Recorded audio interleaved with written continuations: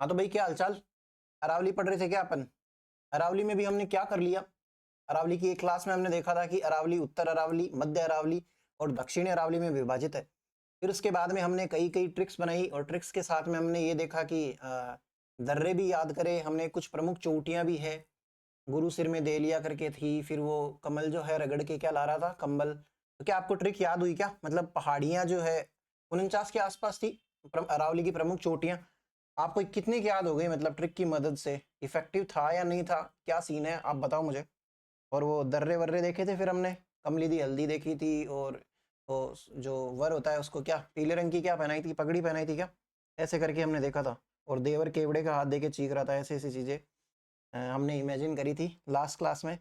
तो आज हम क्या इमेजिन करेंगे? आज कुछ इमेजिन नहीं करेंगे, अरावली को खत्म कर देंगे और साथ ही साथ में हम खत्म कर लेंगे आज का तीसरा भौतिक प्रदेश। तो आप सबसे पहले ये हेडिंग लगाइए, फीचर्स ऑफ अरावली।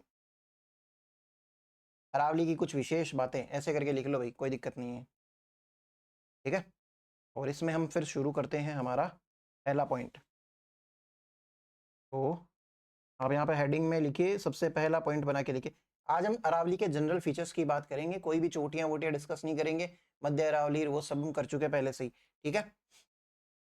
तो भाई अरावली के बारे में एक सबसे बड़ी बात ये आती है कि अरावली जो है, देखिए एक बात समझिए आप मुझे, अब नेक्स्ट टॉपिक जो हमारा रहेगा वो नदियां ही रहेंगी।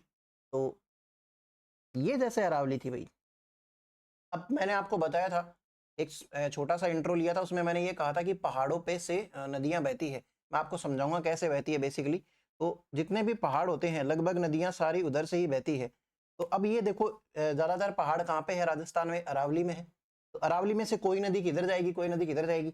मान लेते हैं एक नदी जो है वो ऐसे करके इधर चली गई, जैसे मान लो कि ये बाणगंगा नदी है। एक बार के लिए हम किसी भी नदी को नाम नहीं देंगे, कोई नदी मान लो इधर चली गई है। ज्यादा से ज्यादा दो ही पार्ट बन सकते हैं ना, या तो इधर वाली साइड चली जाए, उधर चली जाए नदियां, फिर कैसे भी कर लो आप, भले ही डायरेक्शन से मतलब नहीं है, दो पार्ट्स में जा सकती है ज्यादा से ज्यादा, ठीक है। तो बीच वाली लाइन से इधर जाए या उधर जाए, अरावली की वजह से। अब मेन तो इसके अंदर रूल किसका है वो भी बताऊंगा मैं। अरावली के एक साइड नदियां जा रही है, जैसे मान लेते हैं मैं इसको कह दूं ईस्ट और इसको कह दूं मैं वेस्ट। एक तो ईस्ट की तरफ नदियां जा रही है भाई, और एक जा रही है वेस्ट की तरफ नदियां जा रही है। तो इस चीज की वजह से अरावली को हम क्या कह सकते हैं, एक जल विभाजक रेखा नहीं है क्या एक तरीके से? अगर ये अरावली की श्रृंखला जो है, इसको हम जल विभाजक रेखा नहीं कह सकते क्या? सिंपल सी बात नहीं है क्या? अब ये इधर क्यों जा रही है कोई नदी? ये चोटी शायद इस एरिया में होगी और इसको ढाल इधर मिल गया, जैसे लूनी का ढाल देखा था हमने, क्या था लूनी का ढाल बता सकते हो क्या मुझे? इससे मान लो ये फलानी नदी जा रही है, इसका ढाल इसको इधर मिल रहा होगा इसलिए इधर चली गई। लेकिन चूंकि अरावली के ऊपर से सारी पहाड़ियां हैं, तो ये छोटी सी बात नहीं समझ में आएगी आपको। तो आप सबसे पहली लाइन लिखेंगे, एक ऐसा छोटा सा डायग्राम भी बना सकते हो आप, बहुत ज्यादा मैसी नहीं बनाना। आप लिखो अरावली राजस्थान में जल विभाजक रेखा का कार्य करती है। फिर ऐसे करके एक डायग्राम बना लेना भाई छोटा सा, इसमें ये अरावली दिखा देना और इसके इधर से आप नदियां बहा दो भाई, एक नदी इधर बहा दो, एक नदी इधर, बस बहुत है इतना सा समझने के हिसाब से। तो अरावली राजस्थान की महान जल विभाजक रेखा है, ऐसे लिखो भाई, महान जल विभाजक रेखा है। इंग्लिश वाले लिखेंगे Aravalli is the great water dividing line of Rajasthan. Aravalli is the great water dividing line of Rajasthan, ठीक है। अब इसी के अंदर एक चीज और समझिए, अरावली के अलावा हमने एक पठार देखा था भाई, भोराट का पठार देखा था ना। भोराट का पठार जो है ना वो कुछ ऐसा सा है, जैसे अगर मैं राजस्थान के ही मैप में बताऊं, इसी में लिखना, आपको कोई नया पॉइंट नहीं डालना। ये राजस्थान का मैप है, तो भोराट का पठार इधर किधर आता है? भोराट के पठार की हाइट क्या है मुझे बता सकते हो क्या? इसके ऊपर से भी कुछ एक नदियां बहती है भाई, एक दो नदियां इसकी वजह से भी इधर उधर जाती है। तो एग्जाम के अंदर इसको भी एज अ ऑप्शन पूछा गया है कि राजस्थान में जल विभाजक रेखा कौन है, तो उसका आंसर था भोराट का पठार, अरावली इसमें था ही नहीं। तो आप ये भी ध्यान रखेंगे, आप इसी में एक छोटा सा पॉइंट बना के वो लिख लीजिए, भोराट के पठार को भी राजस्थान की जल विभाजक रेखा कहते हैं। भोराट के पठार को भी राजस्थान की जल विभाजक रेखा कहते हैं। इंग्लिश वाले भी लिख लेना भाई कि Bhorat Bhorat plateau is also called as water dividing line of Rajasthan, ठीक है। वो ग्रेट वाटर डिवाइडिंग लाइन है, महान जल विभाजक रेखा, और ये जल विभाजक रेखा है भाई, ठीक है। फिर उसके बाद में अरावली का एक फीचर और लिखेंगे, आप इसी में ही पॉइंट बना के लिख लो कि अरावली जो है वो मरुस्थलीकरण को रोकती है। नहीं रोकती क्या, आप मुझे बताओ। जैसे ये अरावली है, आप लिखते जाइए भाई साथ साथ में, हिंदी वाले तो लिखो, इंग्लिश को लिखा दूंगा। जैसे ये हरियाणा की तरफ हमारा मरुस्थल जा रहा था, मरुस्थल का मार्च, कौन सा गांव फेमस है? नाचना, नाचते हुए जा रहा है मैं उसके अंदर जैसलमेर में। देखिए अगर ये अरावली की वो नहीं होती, श्रृंखला नहीं होती, तो इधर भी तो हवा चलती है, जरूरी थोड़ी है एक ही डायरेक्शन में हवा चलेगी। तो अगर ये नहीं होती अरावली, तो इधर वाला पार्ट जो पूर्व का मैदान है, या फिर और इधर जो भी जिले हैं और ये राज्य, दूसरे राज्य स्टार्ट हो जाते हैं, उस तरफ भी मरुस्थल जाएगा, लेकिन नहीं जा पाता है। किसको थैंक्स बोलेंगे इसके लिए? अरावली को। तो इसी में ही पॉइंट में लिख लेना, अरावली मरुस्थलीकरण को भी रोकती है। अरावली स्टॉप्स डेजर्टिफिकेशन या प्रिवेंट्स डेजर्टिफिकेशन। आप ऐसे लिखना, अरावली पूर्व में मरुस्थलीकरण को रोकती है, और इंग्लिश वाले लिखना Aravalli stops desertification in the east of Rajasthan. ठीक है, ये चीज़ आप लिख सकते हैं। तो ये हमारा पहला पॉइंट हो जाता है। उसके बाद आप दूसरा पॉइंट लिखेंगे, सेकंड पॉइंट बना के लिखो भाई, अरावली डिवाइड्स। देखो ये पॉइंट बनाने की जरूरत नहीं है, लेकिन आप क्या की स्टेटमेंट के वाइज में फॉर्म आ जाता है, स्टेटमेंट वाइज क्वेश्चन आ जाता है, और फिर आप सोचोगे कि यार ये क्या है, क्योंकि मैंने टेलीग्राम पे भी डाला था क्वेश्चन वगैरह सॉल्व करने के लिए, काफ़ी लोग उसको गलत सॉल्व कर रहे थे भाई। तो आप इसको ये एज ए लाइन लिख ही लीजिए कि Aravalli divides Rajasthan into two, almost two equal parts. Aravalli divides Rajasthan into two, Aravalli divides Rajasthan into almost two parts, two equal parts. Aravalli Rajasthan को लगभग 2 बराबर भागों में बांटती है। तो ये सेकंड पॉइंट हो जाएगा भाई आपके लिए। ठीक है। फिर उसके बाद में तीसरा पॉइंट आप लिखेंगे। तीसरे पॉइंट में आप क्या लिखेंगे कि अरावली जो है, रणथंबोर जो आता है राजस्थान का, सवाई माधोपुर में पड़ता है, यहाँ का ही रणथंबोर है, और यहाँ का ही हाड़ौती के पठार का ये जो विंध्यन स्कार्पलैंड है, ये स्टार्ट होता है। हम बाद में देखेंगे इसको, कल वाली क्लास में करेंगे, नेक्स्ट क्लास में। तो ये अरावली जा रही है, तो ये यहाँ कहीं पे रणथंबोर आता है। तो आप क्या पॉइंट लिखेंगे, इन दोनों के पास में आके टच हो रही ना अरावली, अरावली टचेस विंध्यन प्लेटो, अरावली टचेस विंध्यन प्लेटो, विंध्यन प्लेटो इन रणथंबोर। अरावली टचेस विंध्यन प्लेटो इन रणथंबोर। अरावली विंध्यन पठार को रणथंबोर में छूती है। ये चीज़ लिख सकते हैं। तो यहाँ तक आपके 3 पॉइंट्स हो गए। ये देखिए सारे फीचर्स जो है ना एग्जाम के अंदर आए हुए हैं, और आते भी हैं, और इम्पोर्टेंट भी है भाई, तो इसलिए आप याद रखना भाई। और फिर सबसे बाद में इसके बाद में एक चौथा पॉइंट और लिखेंगे, अरावली राजस्थान का सबसे पूरा प्राचीनतम भौतिक प्रदेश है। सबसे नवीनतम कौन सा था भाई? अरावली राजस्थान का सबसे प्राचीनतम भौतिक प्रदेश है। Aravalli is the most oldest physical division of Rajasthan. Bracket में इसके ये भी लिख लेना, विश्व की प्राचीनतम पर्वत श्रृंखला। तो ब्रैकेट में इंग्लिश वाले लिखना, oldest mountain range of the world, one of the oldest लिख लेना भाई। ठीक है। और फिर उसके बाद में ये अपने को ये पता ही है, वो गुजरात में कहाँ से है ये, गुजरात में पालनपुर से लेके कहाँ तक जाती है? दिल्ली के रायसीना हिल तक, रायसीना हिल्स तक। ठीक है। और यहाँ पे भी कौन से गिरनार हिल्स है भाई, तो ये चीज़ और मेंशन कर सकते हो आप अगर करना चाहो तो, पुराने में लिख लेना, यहाँ मत लिखना। ठीक है, मैं तो ऐसे बता रहा हूँ। पर रायसीना हिल्स है ही है जिसपे राष्ट्रपति भवन है भाई। गिरनार हिल्स है भाई गुजरात वाले, जहाँ से ये स्टार्ट होती है। इसकी टोटल लेंथ कितनी है? 692 है क्या? और राजस्थान में कितना परसेंट है? राजस्थान में कितनी लेंथ है? बताओ भाई बताओ। फिर उसके बाद में इसकी हाईएस्ट पीक लिखेंगे। ये सब ना आप चीज़ पहले भी लिख चुके हो, बट एक साथ में आपके पढ़ने में आसानी रहे तो हाईएस्ट पीक लगा के क्या लिख लेंगे, अपने आप लिख लो भाई नाम, highest peak of Aravalli. Aravalli की सब सर्वाधिक ऊंची चोटी, इसका नाम है गुरु शिखर, है ना। उसके ब्रैकेट में सिटी लिख लो भाई, सिटी, हाईएस्ट सिटी कौन सी है? सबसे ऊंची सिटी है हमारे राजस्थान में आबू। आबू, इसको प्रदेश भी बोलते हैं, आबू प्रदेश, और एक छोटा नाम और भी देते हैं, टाउन। तो ये भी लिख लीजिए आप। अरावली का लोवेस्ट पॉइंट कहाँ है? तो लोवेस्ट पॉइंट लिखिए भाई, lowest point of Aravalli. Aravalli का निम्नतम बिंदु, लोवेस्ट पॉइंट ऑफ अरावली, निम्नतम बिंदु, तो वो आप लिखिए पुष्कर घाटी। पुष्कर घाटी अजमेर है ना। देखिए पुश करते हैं किसी चीज को, नीचे दबाते हैं तो इतना नीचे दबा दिया कि सबसे नीचे निम्नतम बिंदु ही आ गया है। तो इस तरीके से आप एक छोटी सी ट्रिक बना सकते हैं, अभी बनाए अभी भूले और याद हो जाएगा आपके ये। तो पुष्कर घाटी जो है सबसे लोवेस्ट। फिर उसके बाद में अरावली के अंदर सबसे कम पॉपुलेशन पाई जाती है राजस्थान की 9%। 9% पाई जाती है क्या?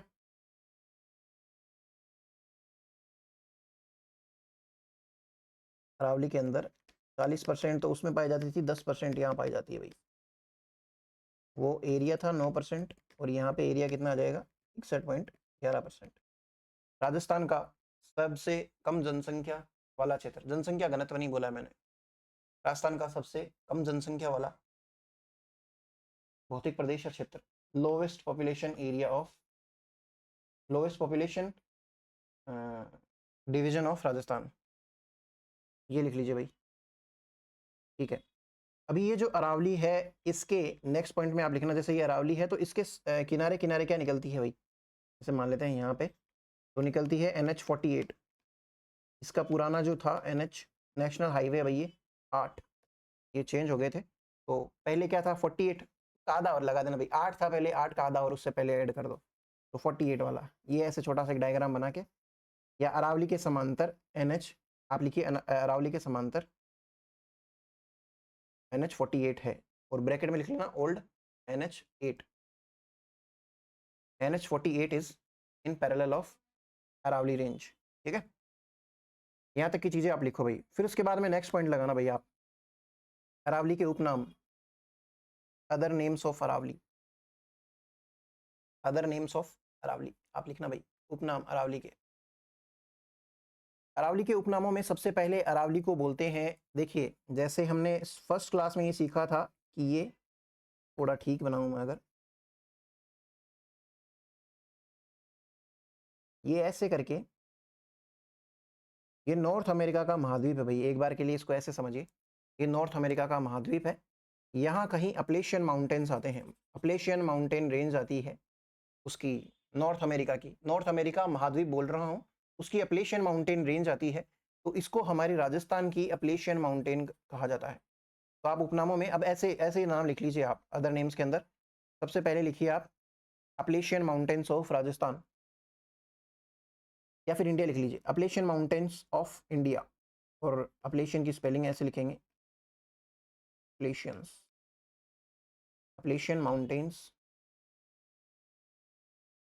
Of India. हिंदी भाषी लोग लिखें अपलेशियन,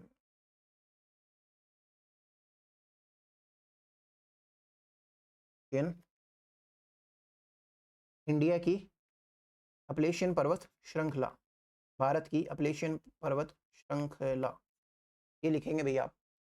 तो ये आपको समझ में आया क्या? फिर उसके बाद में नेक्स्ट इसका नाम लिखेंगे हम अपलेशियन के बाद में, इसको ना देखिए, ये जैसे राजस्थान है, फिर से मैं एक बार बनाऊं, और ये अरावली है, ऐसे आड़ी है भाई, आड़ी है ना, लेटी हुई है, आड़ी है, काफी लंबी है, इसलिए इसको बूंदी में क्या बोल देते हैं, अडावली बोल देते हैं।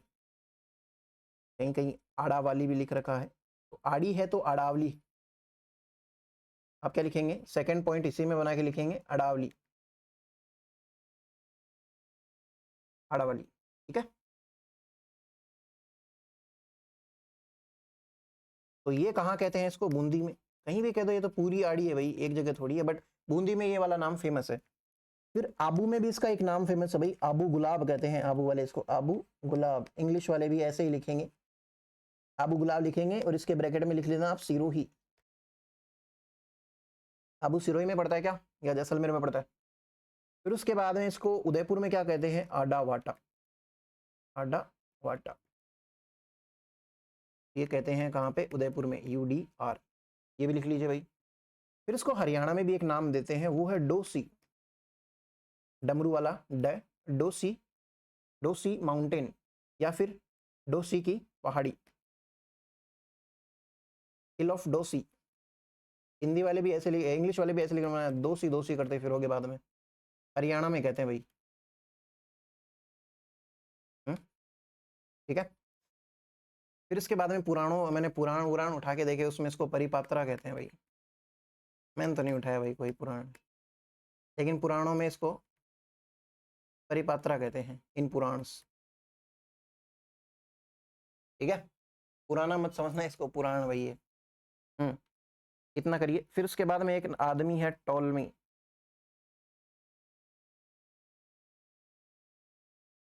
टॉलमी भाई, इसको एक अजीबोगरीब नाम देता है, आप लिखिए एपोकॉपी। एपोकॉपी मोंटे है ना, उधर इटालियन मोंटे, मोंटे इटालियन वाली साइड में माउंटेन को ही मोंटे इस हिसाब से अजीबोगरीब नाम देते हैं। एंड ड्योरम, ड्योरम पोएना। अब आपको ना देखिए मेरी बात सुनना, आप पहले तो ये लिख लो, ये भी पूरा नाम नहीं है, ये कंप्लीट नाम नहीं है भाई, लेकिन आप फिर भी इसको लिख लो। टोलमी के आगे लिख लो एपोकॉपी मोंटे एंड ड्योरम पोएना, ऐसे करके। याद क्या करना है वो मैं आपको बता दूंगा। एपोकॉपी मोंटे एंड ड्योरम पोएना, आप ये लिखिए भाई, ये नाम लिखिए। फिर मैं आपको बताता हूँ एक बात। लिखा क्या आपने? लिखा, देखिए अब आपको पूरा याद करने नहीं बैठना, आपको कहीं एग्जाम में तो लिख के आना है नहीं, और इसको एपोकॉपी मोंटे भी लिख के आ जाओगे तो एग्जामिनर को बुरा नहीं लगेगा, लिखने वाले एग्जाम्स के अंदर भी, जैसे आरएस हो गया। टोलमी नाम के आदमी ने ये नाम दिया था, एपोकॉपी करके कुछ तो नाम था, ये ड्योरम आ जाए जैसे एपोकॉपी आ जाए, बस आपको एक सुना सुना लगना चाहिए, और उसका ऑप्शन क्या है? टोलमी है, आपको ये सिलेक्ट करना आना चाहिए, बस इतनी सी हमारी रिक्वायरमेंट है, बहुत ज़्यादा इसके पीछे नहीं भागना है। टोलमी का ही एक सिमिलर नाम है आदमी का, टोड। भाई ये बहुत परेशान करेगा आपको। जेम्स टोड जो है, जेम्स टोड ये कहता है कि ये राजपूताना जो है ना, उसकी सुरक्षा दीवार है। भाई जैसे ये राजस्थान है, इसके इधर पाकिस्तान है, इधर ये जो अफगानिस्तान है वगैरह, या जो भी तुर्क वुर्क आए थे वो अटैक करते थे, लेकिन जैसे ये अरावली है एक तरीके से दीवार की तरह काम कर रही है, तो अकॉर्डिंग टू टोड आप क्या लिख लेंगे? टोड के आगे लिखना protection wall of Rajputana, Rajputana लिखेंगे भाई, प्रोटेक्शन वॉल ऑफ राजपूताना, या फिर राजपूताना की सुरक्षा दीवार, ये लिख लीजिए भाई। कोड के अनुसार क्या लिखना है वो लिख लीजिए आप। फिर उसके बाद में अबुल फजल नाम का एक बंदा और है, अबुल फजल के बारे में भी हम इतिहास में पढ़ेंगे। तो अबुल फजल ने क्या कहा कि ये तो भाई एक ऊंट की गर्दन है, नेक ऑफ कैमल लिख लीजिए, ऊंट की गर्दन।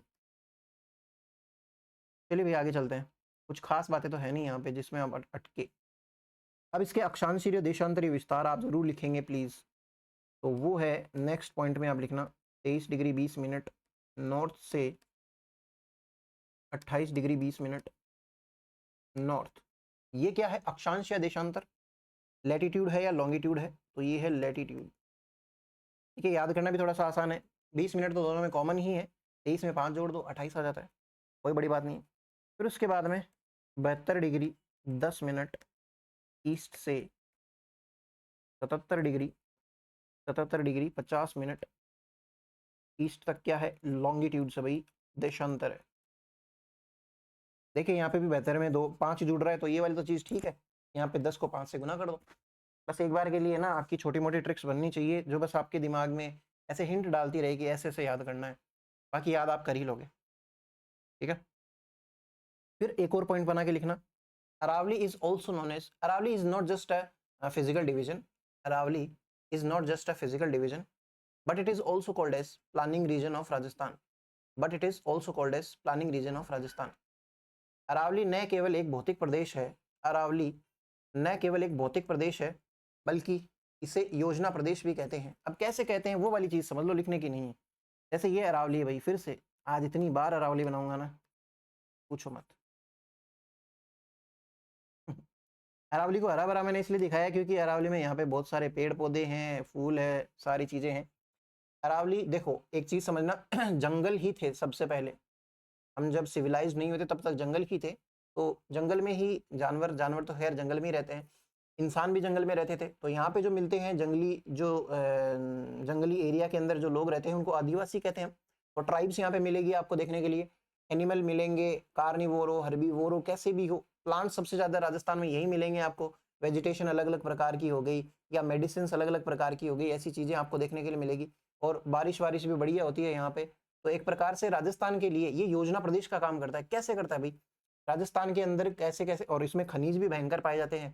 तो राजस्थान में कितना वो बजट बांटना है राजस्थान को, राजस्थान का बजट का कितना हिस्सा अरावली को जाएगा, ट्राइब्स के लिए जाएगा, वनस्पति के लिए जाएगा, या फिर यहाँ से कितनी सारी नदियाँ निकलती है, तो कितने सारे नहरी प्रोग्राम। अगर अरावली नहीं होती तो पानी नहीं होता, मतलब नदियाँ नहीं होती भाई, सिंपल सी बात है, पहाड़ हटा दो नदियाँ हट जाएंगी, सीधी सी बात है। तो अरावली की वजह से कितना कुछ है, इसलिए अरावली के ही बेसिस पे डिसाइड किया जाता है कि पॉलिसी मेकिंग कैसे होगा। सरकार हर साल बजट बनाती है ना भाई, बजट का नाम सुना है, नहीं सुना तो मैं सुना दूंगा इकोनॉमी में। लेकिन जितनी भी पॉलिसीज होती है वो अरावली को देखते से ही बनाई जाती है। तो अरावली को योजना प्रदेश भी कहते हैं। कि आपको ये बात समझ में आई क्या भाई? है। फिर उसके बाद में आप एक चीज और लिखेंगे, it is shelter land of tribes, जो मैंने आपको ऊपर बताया भी था, शेल्टर लैंड ऑफ ट्राइब्स, ये जनजातियों का आवासीय क्षेत्र भी है। और कौन सी जनजातियां हैं आप मेनली लिखेंगे भाई? एक तो आप इसमें लिख लीजिए भील, राजस्थान की बहुत पुरानी जनजाति भील। भील जो है वो आपको उदयपुर में देखने के लिए मिलेंगे, अरावली वाले एरिया के अंदर, ठीक है। फिर उसके बाद में आप दूसरे लिखेंगे गरासिया। गरासिया हमने पहले भी देखा था, कहाँ मिलते हैं भाई? सिरोही के अंदर मिलते हैं ना। फिर उसके बाद में तीसरी प्रकार के मीणा जो जनजाति है वो आपको जयपुर में देखने के लिए मिलती है। तो जयपुर में मीणा काफ़ी सक्सेसफुल रहे हैं, तो देख के अच्छा लगता है कि एक थोड़ा पिछड़ा हुआ वर्ग था, लेकिन अब काफ़ी आपको एजुकेटेड भी मिलेगा देखने के लिए, और काफ़ी ज़्यादा मेहनत भी करते हैं ये लोग। तो जयपुर में काफ़ी बहुतायात से मीणा पाए जाते हैं। आप यहाँ तक की चीज़ें लिखेंगे। फिर उसके बाद में आप एक लाइन और लिखना भाई, एक लाइन और इसमें ये लिखना कि अरावली जो है, Aravalli is the Aravalli is the motherland of ancient civilization. Aravalli is the motherland of ancient civilization. हम पढ़ेंगे आगे हिस्ट्री में। एंशिएंट सिविलाइजेशन, इसको हिंदी में बोलेंगे, ये TIO है ना भाई, आपको थोड़ा सा मैंने हिंट दिया था ना, बचाने के लिए आप भी लिख लिया करो भाई, TION को एन लिख लिया करो सीधा सा। तो एंशिएंट सिविलाइजेशन का क्या है? मदरलैंड है, यानी कि आप हिंदी वाले लिखेंगे अरावली को प्राचीन सभ्यता की जननी कहते हैं, मदरलैंड ऑफ। प्राचीन सभ्यता की जननी की बजाय आप लिखेंगे अरावली को राजस्थान की प्राचीन सभ्यताओं की मातृभूमि कहेंगे। मदरलैंड लिख लीजिए भाई, जननी कहने की बजाय, क्योंकि यहाँ पे जननी बहुत सारी आएंगी, नदियों को भी जननी कहते हैं। तो आप यहाँ तक का लिख लिया क्या भाई? है? अब आप नेक्स्ट पॉइंट लगाइएगा, नेक्स्ट पॉइंट लिखिए, नेक्स्ट पॉइंट लिखो। देखो, लिखने से पहले मैं आपको एक थोड़ा सा समझा दूं। हमने पहली क्लास में देखा था कि देखिए, मैं सिर्फ और सिर्फ अगर बनाऊं ये हमारा एशिया, ये एशिया है भाई, और इसके यहाँ कहीं आता था यूरोप, ये यूरोप है। बहुत बेहतरीन डायग्राम तो नहीं है, बट आपके लिए समझने के लिए काफ़ी है।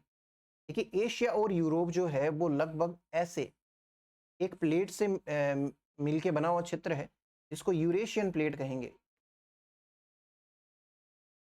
जबकि इंडिया का ये वाला भाग जो है, इंडिया थोड़ा बहुत यहाँ भी आ रहा है, देखो जैसे ये वाला पोर्शन, ये इंडिया का, ये माफ करना, बट खैर ये वाला पोर्शन अगर हटा दें तो बचा हुआ जो नीचे वाला पोर्शन है, इस पेन से दिखाऊं, इससे दिखा देता हूँ, ये वाला पोर्शन, और यहाँ कहीं पे आता है ऑस्ट्रेलिया,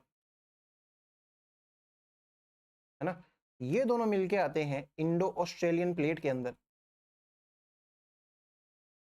तो एग्जाम के अंदर एक सेंटेंस दिया हुआ रहता है कि यहाँ कहीं हमारी अरावली है, अरावली प्लेट जो है वो यूरेशियन प्लेट से अलग होती है। यानी कि एक प्रकार से यही कहना चाह रहा है ये कि यूरेशियन प्लेट जो है ना, उसकी सीमा पे समझ लो इसको, या फिर इससे अलग है भाई, ये यूरेशियन प्लेट से अलग होती है अरावली। समझ में आई बात? जैसे मैं बोल दूं भाई, यहाँ पे कोई लाइन है और उसके पास में एक और कोई लाइन है, तो ये वाली लाइन सेकंड वाली लाइन फर्स्ट वाली लाइन से अलग होती है। वैसे ही ये कहना चाह रहा है कि अरावली जो है, आप लिखना, सेंटेंस लिखना, अरावली यूरेशियन प्लेट से अलग होती है। यूरेशियन को हिंदी वाले ऐसे लिखेंगे, यूरेशियन, यूरोप और एशिया वाली प्लेट। जब हम फिजिकल जियोग्राफी पढ़ेंगे तब मैं आपको बताऊंगा प्लेट्स कैसे होती है, प्लेट टेक्टोनिक थ्योरीज जो है वो कैसे वर्क करती है, वो तब की बात है भाई। तो यूरेशियन प्लेट से अलग होती है। Aravalli is separated from Eurasian plate, ठीक है, यहाँ तक लिख लिया। तो ये हो गया नेक्स्ट पॉइंट। फिर उसके बाद में एक पॉइंट और लिखिए कि जैसे ये अरावली है भाई, अब राजस्थान पे फिर से आ जाओ, ये अरावली है, अरावली का जो नॉर्थ ईस्ट वाला पार्ट है, जैसे ये अरावली है, अरावली का ये नॉर्थ वाला पार्ट है और ये लगभग ईस्ट वाला पार्ट है। अगर मैं ये अरावली बनाऊं तो अरावली का ये वाला नॉर्थ वाला पार्ट हो जाएगा भाई, और ये वाला ईस्ट वाला पार्ट हो जाएगा, नॉर्थ ईस्ट है ना। ये अगर अरावली बनाऊं तो इस पार्ट में आता है पाकिस्तान का एक प्लेटो जिसका नाम है पोतवार का पठार। ये ना कुछ ऐसे से फैला हुआ भाई, तो राजस्थान का थोड़ा बहुत पार्ट इस तरीके से छूता होगा उसको। तो आप लिखना अरावली के नॉर्थ ईस्ट में, अरावली के उत्तर पूर्व में पोतवार प्लेटो है, पोतवार पठार है, पोतवार प्लेटो इज इन, फिर ब्रैकेट में पाकिस्तान जरूर लिखना भाई, पाकिस्तान में, अपने राजस्थान में नहीं है। Potwar plateau of Pakistan is in north east of Aravalli. आपने यहाँ तक लिख लिया होगा मे बी। फिर एक रेलवे स्टेशन है भाई, सेंदड़ा रेलवे स्टेशन, क्या पाली के अंदर पड़ता है सेंदड़ा। हिंदी वाले सेंदड़ा लिख लेंगे, इंग्लिश वाले सेंदड़ा लिख लेंगे। क्या सेंदड़ा जो रेलवे स्टेशन है या सेंदड़ा स्टेशन जो है उसके पास में अरावली जो है वो सर्पिलाकार ज्यादा है, सर्प के जैसे आकार की ना, नाग कैसे होता है आप समझ लीजिए वैसे आकृति की। तो आप लिखना हिंदी वाले सेंदड़ा स्टेशन के आसपास, सेंदड़ा के ब्रैकेट में पाली जरूर लिखना, सेंदड़ा के आसपास अरावली सर्पाकार हो जाती है, सर्पाकार हो जाती है। Aravalli forms snake like ranges in Sendra station region of Pali. ये वाली लाइन हो गई आपकी। फिर उसके बाद में अब आप एक पॉइंट लिखेंगे कि अरावली को राजस्थान की जीवन रेखा कहते हैं, अरावली को राजस्थान की जीवन रेखा कहते हैं। इंग्लिश वाले लिखेंगे Aravalli is called as life line of Rajasthan. अब इसके ब्रैकेट में रीजन लिखना, ब्रैकेट लगा के आप लिखना खनिज अधिकता, खनिज अधिकता हिंदी वाले पहले लिख लो, खनिज अधिकता, नदियों का उद्गम, मरुस्थलीकरण से बचाव, खनिज अधिकता, नदियों का उद्गम, मरुस्थलीकरण से बचाव, अधिक जैव विविधता, अधिक जैव विविधता और अधिक जैव विविधता, औषधि, जंगली जानवर वाइल्ड एनिमल्स, जंगली जंतु तथा आदिवासियों की बहुल्यता के कारण। समझ में ही बात मैं क्या कहना चाह रहा हूँ।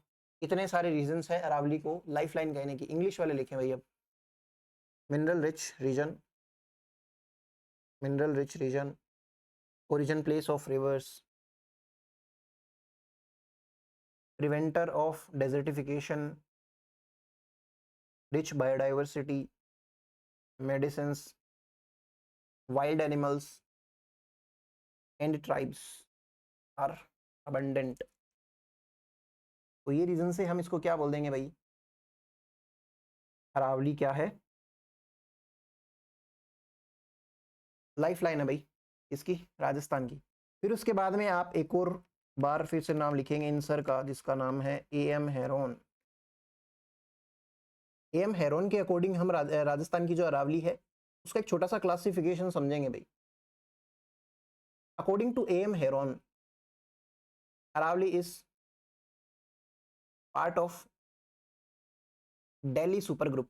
According to M Heron Aravalli is part of Delhi super group. आप लिखो भाई पहले एम हेरोन के अनुसार, एम हेरोन के अनुसार अरावली दिल्ली सुपर ग्रुप का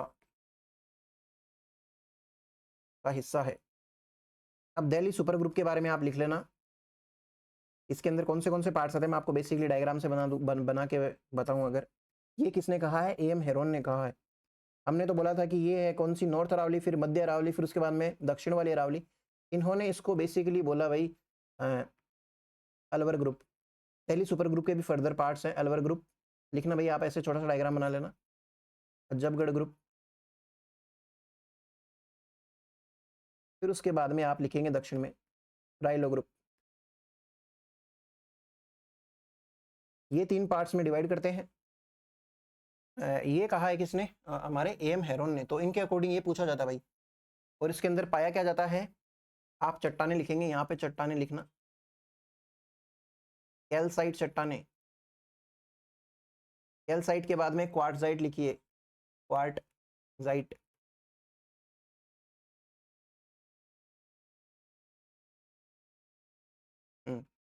फिर उसके बाद में आप लिखिए रायोलाइट, या फिर ग्रेनाइट लिख लो पहले, ग्रेनाइट एंड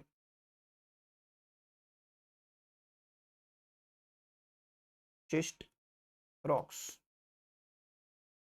शिस्ट चट्टाने, ये कहते हैं भाई M Heron.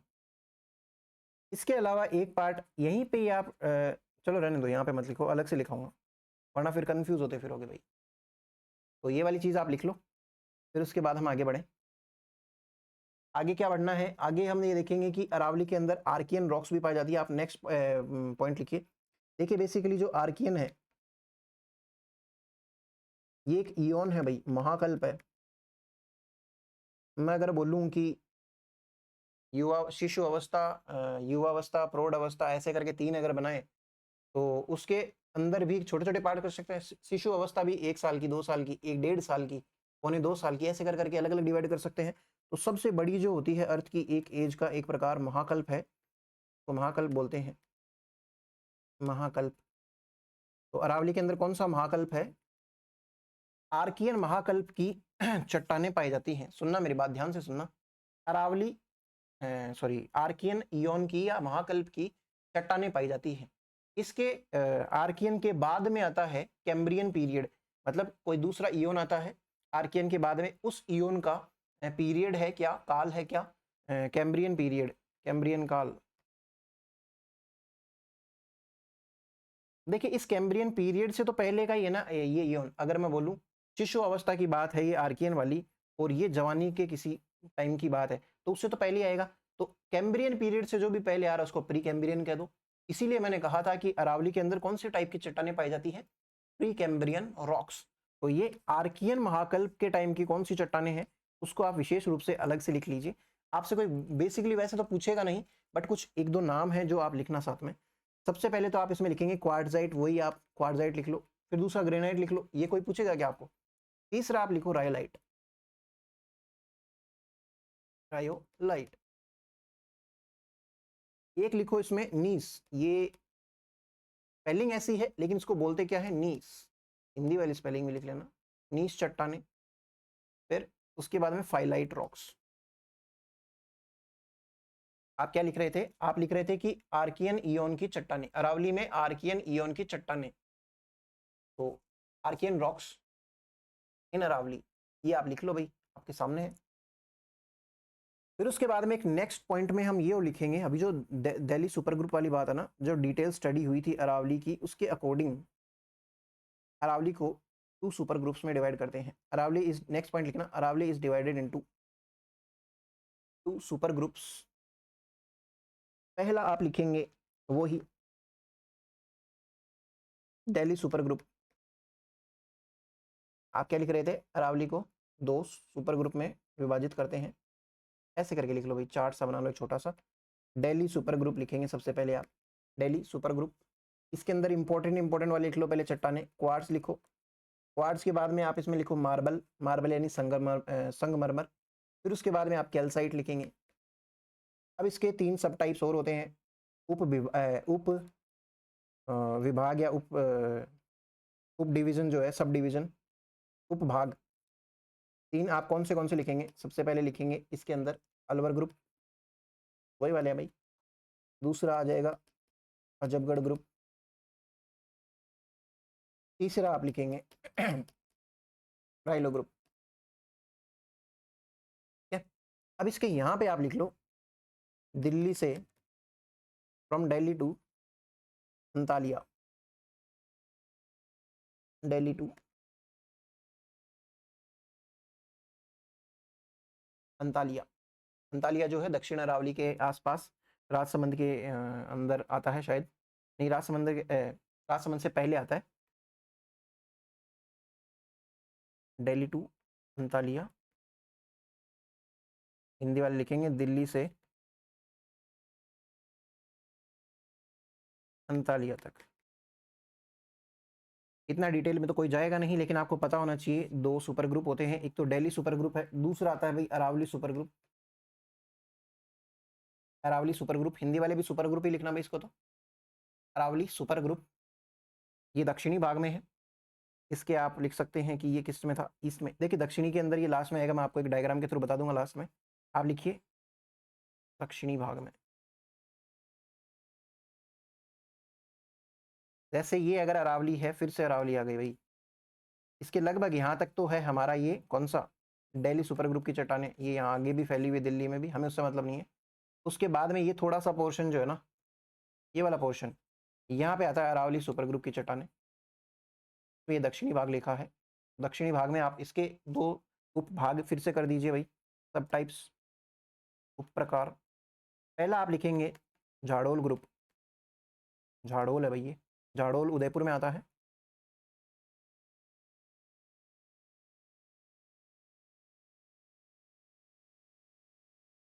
Jhadol group. Second आप लिखेंगे उदयपुर ग्रुप, उदयपुर ग्रुप पूरा लिखना भाई, यूडीआर या आपके जैसे भी सही। अब अगर आप फैमिलियर हो यूडीआर से तो यूडीआर लिख लो, ठीक है। इसके लिए आप लिखेंगे गोगुंदा से, from Gogunda to south of Aravalli, यानी कि अरावली का जितना भी साउथ पार्ट है ना, जैसे ये यहाँ पे ये साउथ वाला पोर्शन था लास्ट वाला, और ये वाला जो है अरावली, पूरी अरावली है, इससे हमें मतलब नहीं है तो मैं इसको मिटा दूँ। तो यहाँ गोगुंदा से लेके मान लीजिए ये पूरी अरावली। देखिए ये डायग्राम बनाने का एक रीज़न ये भी है कि अरावली जो है एक एक्स की तरह, कुल्हाड़ी की तरह फोल्डेड है भाई, अरावली ऐसे है भाई, यहाँ से पतली है फिर वो थोड़ी चौड़ी होती है। तो ये एक्स की तरह है, और यहाँ पे ये समकोण पे मुड़ जाती है भाई, ऐसे 90 डिग्री एंगल पे मुड़ जाती है, पंखाकार अरावली साउथ में मुड़ जाती है इस प्रकार। तो ये फोल्डेड एक्स की तरह है।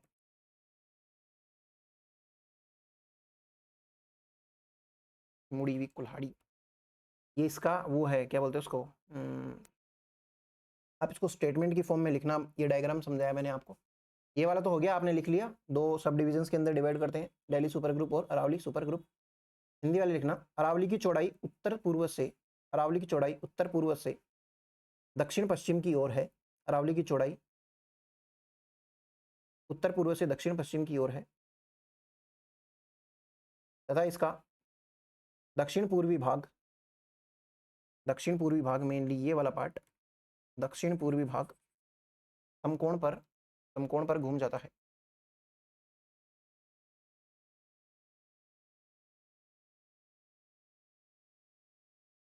अब आप इंग्लिश वाले लिखना, width of Aravali increases from northeast to southwest, and its southeast part turns at a right angle, turns at a right angle, turns turns at a right angle, ठीक है। ये वाली चीज आप लिखेंगे। और फिर इसके बाद में एक पॉइंट और, अच्छा ये वाला जो पॉइंट है ना अरावली दिल्ली सुपर ग्रुप, इसी में ही यहाँ पे एक छोटा सा स्टार लगा के आप एक पॉइंट और लिख लेना भाई। ये लिखो कि अरावली दो खंड में विभाजित है भाई, ये जरूर लिखना। देखिए वैसे तो हमने 3 पार्ट्स पढ़े थे, north Aravalli, mid Aravalli and southern Aravalli, लेकिन इसको 2 खंड में विभाजित करते हैं। पहले खंड का नाम लिखेंगे, इसे 2 खंड में विभाजित करते हैं, अरावली को 2 खंड में विभाजित करते हैं। Aravalli is divided into 2 parts. पहले को आप लिखेंगे सांबर खेतड़ी खंड, और सेकंड को ब्लॉक लिखना इंग्लिश वाले, divided into blocks, Sambhar Khetri block, and दूसरा लिखना आप सांबर सिरोही। सीधी सी बात है, ये अगर अरावली है, यहाँ कहीं सांबर आता है, यहाँ कहीं खेतड़ी आता है, इधर सिरोही आता है, तो इसको सांबर खेतड़ी बोल दिया, इसको सांबर सिरोही बोल दिया। तो ये आप चीज़ ध्यान रखना कि 2 खंड में विभाजित करते हैं, 3 इसके पार्ट्स होते हैं। फिर उसके बाद में हम आगे चलेंगे, आगे हमारे पास में एक दो चीज़ें और रह जाती हैं, वो और लिख लो भाई आप। अब अरावली जो है, देखिए मेरी बात सुनना, एक सेकंड रुकना भाई। तो हम ये देख रहे थे, सुनना मेरी बात, ध्यान से सुनना।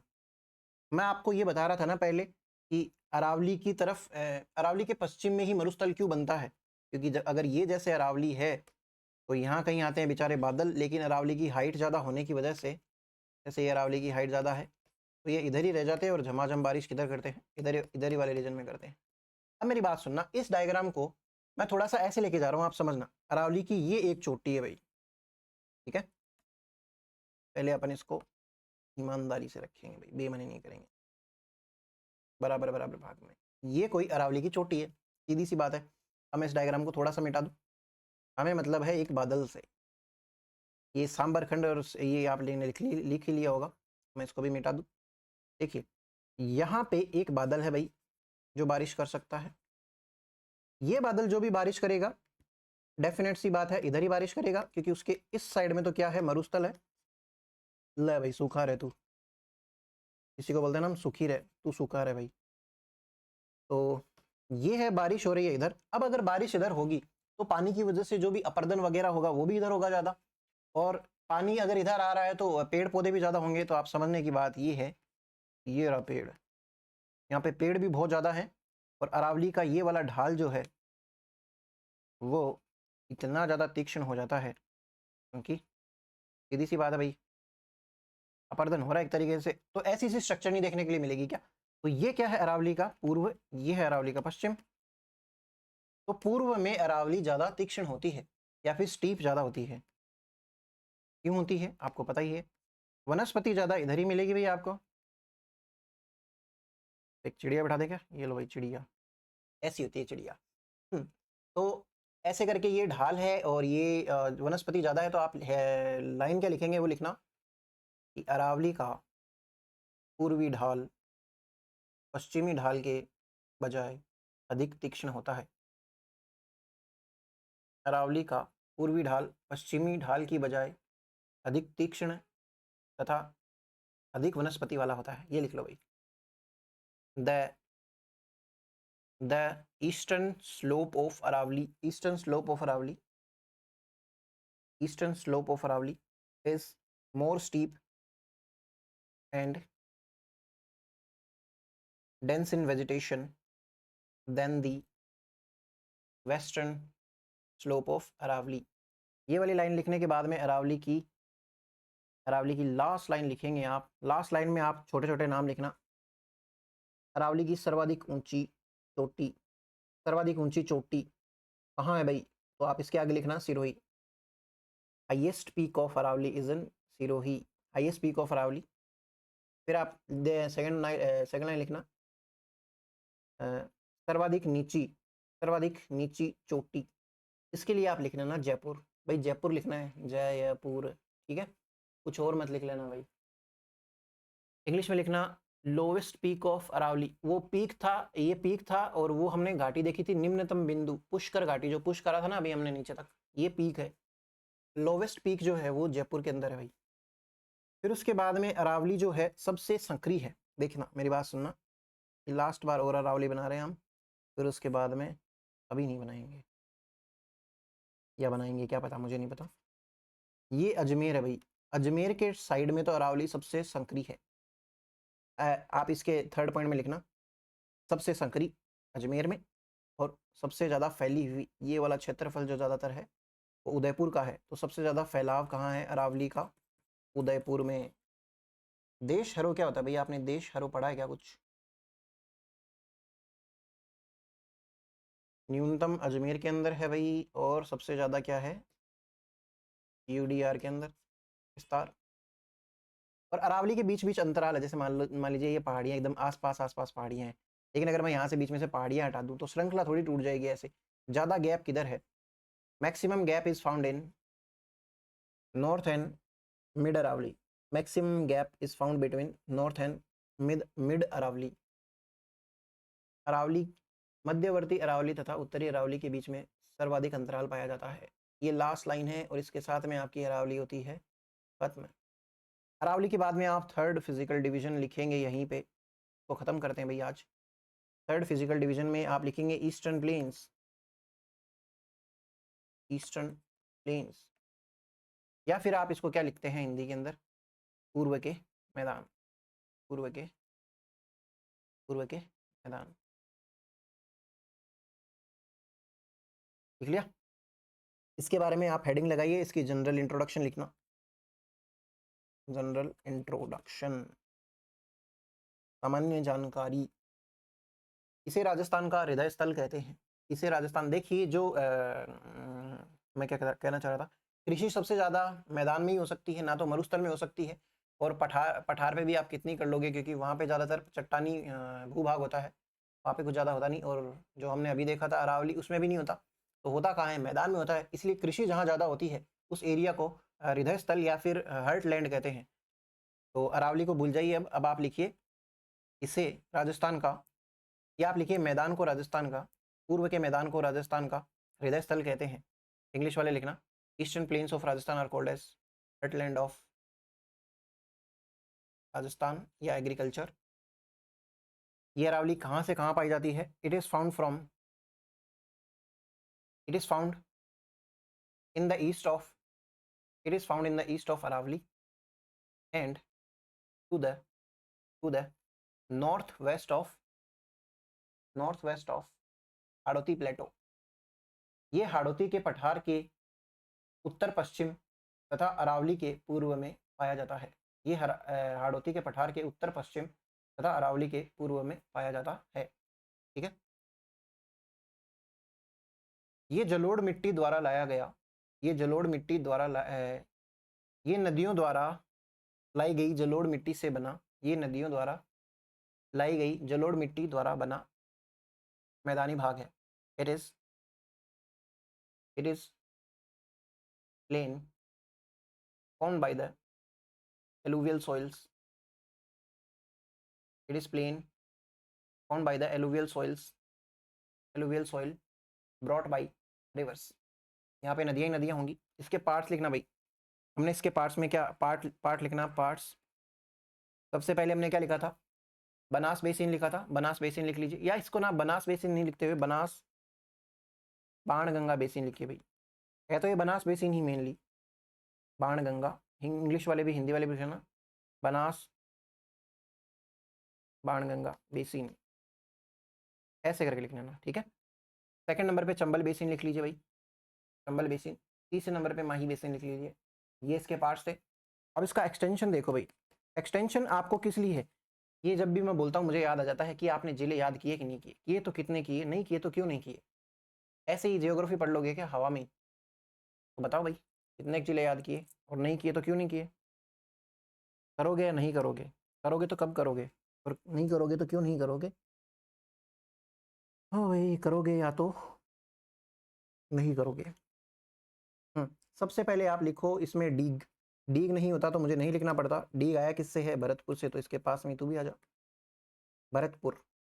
दूसरा तीसरा आप लिखिए जयपुर, जयपुर के बाद में आप लिखिए दौसा, फिर उसके बाद में आप लिख लेना भाई टोंक, लिखते जाइए लिखते जाइए। फिर उसके बाद में आप लिखिए धौलपुर, धौलपुर के बाद में आप लिखिए करौली, करौली के बाद में आप लिखिए सवाई माधोपुर, सवाई माधोपुर SM, सवाई माधोपुर। फिर उसके बाद में भीलवाड़ा लिखो भाई, भीलवाड़ा, भीलवाड़ा के बाद में चित्तौड़ लिख लो, चित्तौड़ के बाद में उदयपुर लिख लो, उदयपुर से ही थोड़ा एक पार्ट है सलूम्बर लिख लो, प्रतापगढ़ लिख लो, डूंगरपुर लिख लो, बांसवाड़ा लिख लो, जिसको वागड़ प्रदेश भी कहते हैं, हम आगे देख लेंगे, अभी के लिए कोई ज़रूरत नहीं। तो प्रतापगढ़, डूंगरपुर और बांसवाड़ा, ये सारे हो गए एक्सटेंशन। एरिया हमने देखा हुआ ही था, हमने बोला था ना 2 के बाद में 3 आता है, तो ये एरिया हो गया। फिर उसके बाद में इसकी पॉपुलेशन कितनी है, 39%, तो ये मोस्ट डेंस पॉपुलेशन वाला एरिया है। 23 एंड 39 लिख लीजिए भाई। एरिया है ऊपर वाला और नीचे वाला क्या है, पॉपुलेशन है। इसकी एवरेज हाइट लिखेंगे, मैदान की भी तो हाइट हो सकती है ना समुद्र तल से, 200 से 500 मीटर, ये भी लिख लो भाई, किलोमीटर नहीं है मीटर है। और इसका ढाल कैसा है ओवरऑल, अगर हम ढाल करें, ढाल की बात करें एक बार के लिए, अगर मैं डायग्राम बनाऊं, ये है अरावली, तो अरावली के इधर पाया जाता है ये। तो ये प्लेन अगर है, ये हाड़ौती वाला क्षेत्र निकाल दो एक बार के लिए आप, तो इसका ढाल जो है हमारे पास में निकल के आता है। ये अगर वेस्ट है और ये अगर ईस्ट है, तो ज़्यादातर अगर आप यहाँ पे खड़े हुए पानी की बाल्टी फेंकोगे तो ये ऐसे बह जाएगा भाई। समझ में आई बात? तो ढाल लिखिए पश्चिम से पूर्व की ओर। ये हम ईस्टर्न प्लेन्स की बात कर रहे हैं, इसमें प्लेन्स के जो टाइप्स देखेंगे तब उनमें अलग अलग ढाल आएंगे। तो पश्चिम से पूर्व की ओर, वेस्ट टू ईस्ट। और एक लाइन और लिख लीजिए, सड़ी हुई से लाइन है, आपने 1000 बार पढ़ ली होगी। ये टेथिस सागर का अवशेष है। It is remain of Tethys sea which was formed in Pleistocene era. Pleistocene। तो आप हिंदी वाले लिखना, ये टेथिस सागर का अवशेष है जो प्लीस्टोसीन काल में बना था। अब नदियां इधर सबसे ज़्यादा है तो अपर्दन भी नदियों की वजह से सबसे ज़्यादा होगा, यानी कि जलीय अपर्दन। इस क्षेत्र में जलीय अपर्दन सर्वाधिक पाया जाता है। In this region water erosion is maximum. और सेकेंड लाइन लिखना, यह सबसे उपजाऊ भूमि है। राजस्थान की सबसे उपजाऊ भूमि होने के कारण पूर्व के मैदान को खाद्यान्न का कटोरा भी कहते हैं। इंग्लिश वाले लिखना भाई। It is the most fertile part of Rajasthan. Thus it is called as, 10 मतलब 10 नहीं, EHUS 10। It is called as food bowl of Rajasthan, खाद्यान्न का कटोरा। क्या भाई, इस पठार नहीं, इस मैदान की ये दक्षिण अगर है और ये पूर्व है, तो दक्षिण पूर्वी सीमा जो है उसके ऊपर विंध्यन पठार है। विंध्यन पठार जो है, आप लिखना भाई, इसके दक्षिण पूर्वी सीमा पर विंध्यन पठार है। Vindhyan plateau is in its south east border. लिख लो भाई, ये बेसिक सी लाइन है, इसका कोई, ये लिखवाई इसलिए ताकि आप कंफ्यूज ना हो भाई। बाकी ये चीज़ें तो आप अपने आप ही कर लोगे, आप हमें पता है कौन कहाँ है, आगे देख लेंगे। अब आप सबसे पहले हेडिंग में डालेंगे बनास बाणगंगा बेसिन। लिखो भाई, फर्स्ट हेडिंग लिखो, एक करके लिखना, एक ये वाला, एक बनास बाणगंगा बेसिन। अब इसमें आप सबसे पहले लिख लीजिए एक बार के लिए बाणगंगा बेसिन, एक सब टाइप हेडिंग लगा लीजिए, बाणगंगा बेसिन, गंगा बेसिन। अब मैंने आपको बताया था कि बेसिन क्या होता है, एक नदी और उसकी सहायक नदियां, इनका पानी जहां जहां तक जाता है और उनकी वजह से अफेक्टेड जो भी रीजन है उसको हम क्या कह देते हैं, उस नदी का बेसिन क्षेत्र कहते हैं। क्या तो ये बेसिन क्षेत्र किसका है, बनास नदी का है। तो बनास नदी द्वारा बनाया गया बेसिन बनास बेसिन कहलाता है। ये चीज़ लिखने का मन है तो आप लिख लो भाई, बनास नदी तथा इसकी सहायक नदियों द्वारा बनाया गया क्षेत्र, सॉरी बनास नहीं, मैं बाणगंगा बता रहा था। बाणगंगा नदी तथा इसकी सहायक नदियों द्वारा बनाया गया क्षेत्र बाणगंगा बेसिन कहलाता है। बाणगंगा बेसिन कहलाता है। इसका एक्सटेंशन लिखिए। देखिए, एक्सटेंशन आपको रटने नहीं बैठना, लेकिन आपको एक आइडिया होना चाहिए। वैसे तो इसका एक्सटेंशन वही है जो इसकी नदी का बहाव क्षेत्र है, और बेसिकली बात तो ये है ना, किसी भी नदी का बेसिन उसके बहाव क्षेत्र में ही तो होगा। तो आप सबसे पहले तो आप लिखिए जयपुर। जयपुर के बाद में आप लिखना कोटपुतली बहरोड, ये एक जिला है भाई। फिर उसके बाद में आप दौसा लिखेंगे, दौसा। फिर उसके बाद में आप लिखेंगे भरतपुर। ये है इसका बहाव क्षेत्र कह लो या फिर एक्सटेंशन कह लो, विस्तार कह लो, बाणगंगा बेसिन का। देखिए, हमने इसके बाद में एक चीज़ देखी थी, हमने सबसे पहले लूणी बेसिन में एक चीज़ देखी थी, एक लाइन लिखी थी कि लूणी नदी के बेसिन तथा अरावली के मध्य जो प्लेन पाया जाता है उसको क्या कहते हैं, रोही प्लेन कहते हैं ना।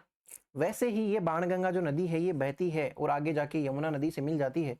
तो ये यमुना नदी राजस्थान में नहीं है भाई, तो इस क्षेत्र को भी रोही प्लेन कहते हैं। मैं क्या करूँ, कहते हैं तो रोही प्लेन या रोही दो आब आप समझते, आप पंजाब समझते हो तो दो आब भी समझते होंगे। तो मैं क्या कह रहा था, हाँ, तो यमुना नदी और बाणगंगा नदी के बीच के एरिया को रोही दोआब कहते हैं। इसलिए ही बाणगंगा के बहाव क्षेत्र का जो मैदान है, बाणगंगा बेसिन का जो मैदान है, उस भाई को भी क्या कहते हैं, रोही प्लेन। आपको थोड़ा सा ध्यान रखना होगा, एग्जाम में कभी भी ऐसे नहीं आएगा कि रोही प्लेन किसे कहते हैं। ऑप्शन में दे रखा है बाणगंगा नदी का बाणगंगा बेसिन का मैदान, या फिर दे रखा है लूणी तथा अरावली के मध्य का अर्ध शुष्क क्षेत्र। ऐसे नहीं देगा भाई, या तो पूछेगा अरावली और लूणी के मध्य के अर्ध शुष्क क्षेत्र को क्या कहते हैं, तो आप क्या करके आएंगे, रोही प्लेन। सेकंड आपको कह दिया जाए ऑप्शन के अंदर, फिर से क्वेश्चन पूछ रहा हूँ कि बाणगंगा नदी के मैदान को क्या कहते हैं, बाणगंगा बेसिन के मैदान के क्षेत्र को क्या, मतलब मैदान को क्या कहते हैं, आपका उसका आंसर क्या करके आना पड़ेगा। आप इसके अंदर लाइन क्या लिखेंगे, आप लिखना चूंकि यमुना तथा बाणगंगा दो आब के बीच के क्षेत्र को रोही दोआब कहते हैं, इसलिए बाणगंगा बेसिन के मैदान को या बाणगंगा के मैदान को रोही का मैदान भी कहते हैं। इंग्लिश वाले लिखना भाई, एज एस वाला as region between Yamuna and Banganga river is called as Rohi दो आब। आब क्या होता है भाई, पानी। दो आब मतलब दो धाराओं के बीच का पानी, Doab. As region between Yamuna and region वाला ये रीजन लिखना भाई, region between Yamuna and Banganga is called as Rohi Doab. That's why Banganga plain in Rajasthan is also called as Rohi plain. तो ये वाली बात आपको समझनी पड़ेगी, समझ जाएंगे भाई, ठीक है। फिर उसके बाद में आप बनास बेसिन लिख लीजिए भाई, बनास बेसिन ही मेन है हमारे लिए, तो इसी के अंदर बनास की ऐसा पॉइंट लगा के लिखना, बनास बेसिन के बहाव क्षेत्र को, बनास बेसिन तथा इसकी सहायक नदी के बहाव क्षेत्र को क्या कहते हैं, बनास बेसिन कहते हैं। बनास बेसिन की खास बात यह कि कहीं से तो समतल है, कहीं से कटा फटा है, बेडलैंड की तरह है, तो आप लिखना बनास का मैदान कहीं से समतल तथा कहीं से कटा फटा है। It is uniform and as a badland at various places. हो गया क्या, वेरियस प्लेसेस। इसकी एवरेज जो हाइट है, बनास बेसिन की चल रही बात भाई, एवरेज हाइट आप लिखेंगे 280 से 500 मीटर, ठीक है। और इसकी जो पश्चिमी सीमा है, आप लिखना इसकी वेस्टर्न बाउंड्री, पश्चिमी सीमा, फिर मैं बताता हूँ, वेस्टर्न बाउंड्री वो है भाई 50 सेंटीमीटर आइसो हाइट वाली, यानी कि ये अगर अरावली है, अरावली खुद भी 50 सेंटीमीटर पे थी, आपको ध्यान हो तो इसके इधर वाली जो सीमा है, बनास बेसिन जो है ये वाला, ये बनास बेसिन है, ये 50 सेंटीमीटर पे तो है वेस्टर्न बाउंड्री या फिर पश्चिमी सीमा 50 सेंटीमीटर आइसो हाइट, कम वर्षा वाली। देखिए अब एक लाइन और लिखना, आप पहले लिखो फिर मैं समझाता हूँ।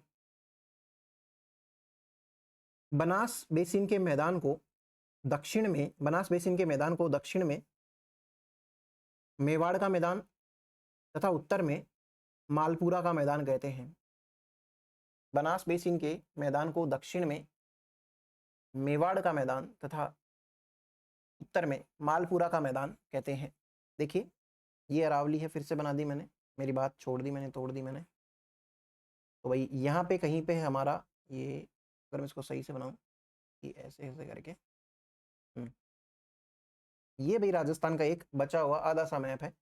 यहाँ पे बनास बेसिन है, बनास नदी जो है लगभग ऐसे से बहती है, तो इसके उत्तर वाले पार्ट को क्या कहेंगे हम, मालपुरा मैदान, मालपुरा का मैदान, ये पूरा यहाँ तक कवर होता है, कोई ज़्यादा इंपॉर्टेंट बात नहीं है वैसे। और इसके दक्षिण में क्या आता है, मेवाड़ आता है भाई, सीधी सी बात है, तो इसको क्या कहेंगे, दक्षिण का मैदान क्या आ जाएगा, मेवाड़ का मैदान। लेकिन अब इसके मैदान के टाइप्स लिखिए, types of plains of Banas basin, Banas basin के मैदानों का प्रकार लिखो भाई, लिखो। सबसे पहले आप लिखेंगे एक प्रकार में, आप लिखना पीडमोंट, पीडमोंट हिंदी में भी पीडमोंट ही कहेंगे इसको, पीडमोंट, पीडमोंट प्लेन, पीडमोंट का मैदान, पीडमोंट प्लेन या पीडमोंट का मैदान। इसके लिए सिंपल सा लिख लीजिए, देवगढ़ हमने देखा था ना, देवगढ़ राजसमंद से आप लिखना, देवगढ़ राजस्थान नहीं है, राजसमंद है, देवगढ़ राजसमंद से जहाजपुर भीलवाड़ा, भीलवाड़ा में एक गांव है भाई जहाजपुर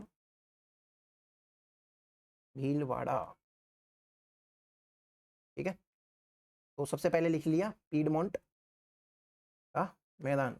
देखिए ये राजसमंद भीलवाड़ा वाली साइड है, यानी कि ये मेवाड़ के मैदान की बात चल रही है, उसमें से हमने उठा लिया। ये क्या नाम है इसका, पीडमोंट अलग से दे दिया क्योंकि ये पीडमोंट प्लेटो के ऊपर है, तो इसको क्या कह देंगे, पीडमोंट का मैदान। दूसरा आप लिखना इसी के अंदर, बी लिखना या सेकंड लिखना। सेकंड आप लिखना यहाँ पे माल खैराड़, माल खराब नहीं, माल खैराड़ का मैदान। इंग्लिश वाले लिखेंगे माल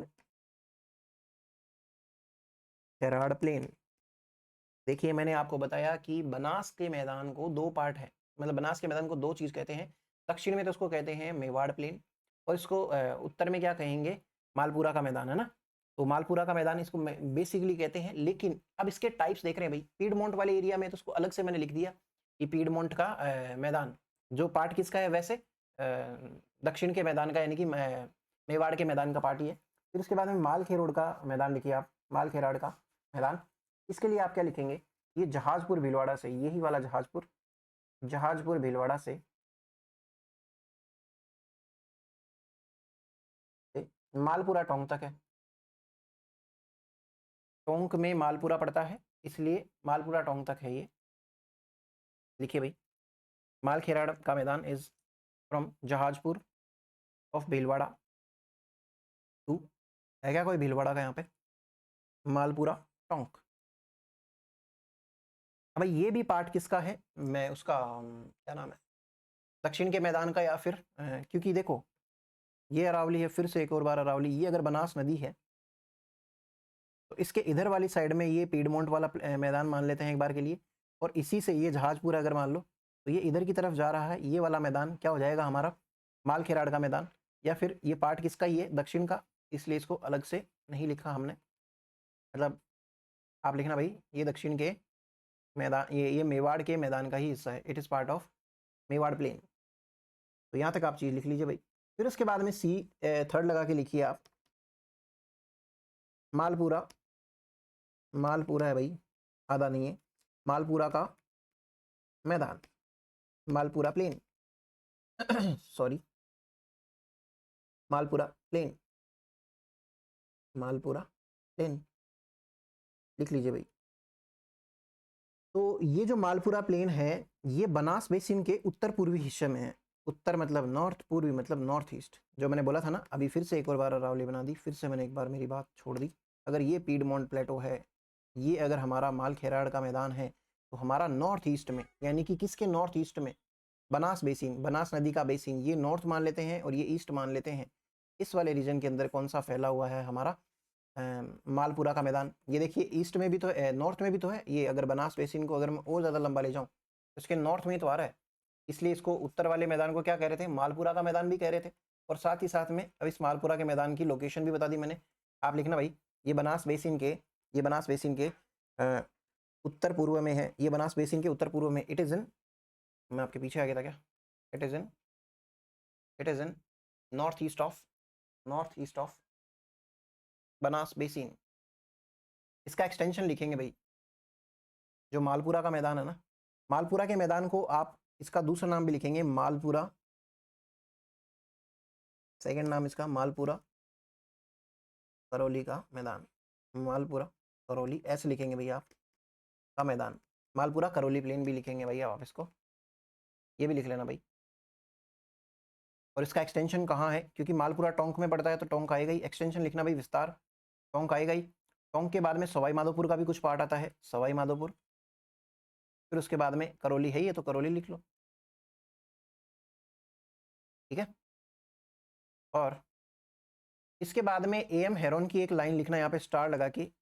एम हेरोन ने मालपुरा के मैदान को, एम हेरोन ने मालपुरा के मैदान को तृतीय पेनी प्लेन कहा, ठीक है, तृतीय पेनी प्लेन कहा। ये क्वेश्चन आता है भाई एग्जाम में, तृतीय पेनी प्लेन किस भूभाग को कहते हैं, तो मालपुरा का मैदान रहता है। मालपुरा का मैदान नहीं रहेगा तो ऑप्शन में आपके पास में बनास बेसिन या बनास का मैदान रहेगा, कैसे भी करके, अगर डिटेल में, जितना डिटेल में जाएगा। और ये कहा किसने है, तो एम हेरोन ने, ठीक है, इंग्लिश वाले लिखना भाई। According to AM Heron, Malpura plain is also, Malpura plain is named as third penny plain. लिख लो भाई, ये वाली बात भी इसके बारे में लिख लो। यहाँ पे फिर एक स्टार लगा के या फिर एक पॉइंट बना के लिख लो भाई। यहाँ की मिट्टी कैसी है, तो जलोढ़ मिट्टी है, एलुवियल सॉइल लिख लो भाई इंग्लिश वाले, सॉइल का टाइप लिख लो एलुवियल सॉइल। और चट्टानों का प्रकार लिखिए भाई, चट्टानों में एक तो आ जाएगा नीस, है ना, इसकी स्पेलिंग ऐसे है भाई लेकिन नाम इसका नीस प्रोनाउंस होता है। फिर आता है शिष्ट, ऐसे समझो चिष्ट के पहले एस लगा दिया तो शिष्ट, शिष्ट प्रकार की चट्टानें पाई जाती है। तो ये पूरा हो जाता है हमारे पास में बनास बेसिन, बनास के बारे में आप लिख लो, फिर आगे चलते हैं। लिख लिया? इसी के बारे में एक लाइन और लिखना, मालपुरा के मैदान के बारे में एक लाइन लिखना। ये बाणगंगा तथा बनास, ये बाणगंगा तथा बनास नदी के बीच में पाया जाता है। It is found between Banganga and Banas river. ये लास्ट लाइन और लिख लो भाई इसके बारे में। और इसकी हाइट भी लिख लो भाई, 280 से 400 मीटर। ये जो मालपुरा का मैदान है उसकी हाइट बता रही है 280 से 400 मीटर। और इसका ढाल भी लिख लो, ढाल वही है दक्षिण से पूर्व की ओर, दपू लिख लो भाई।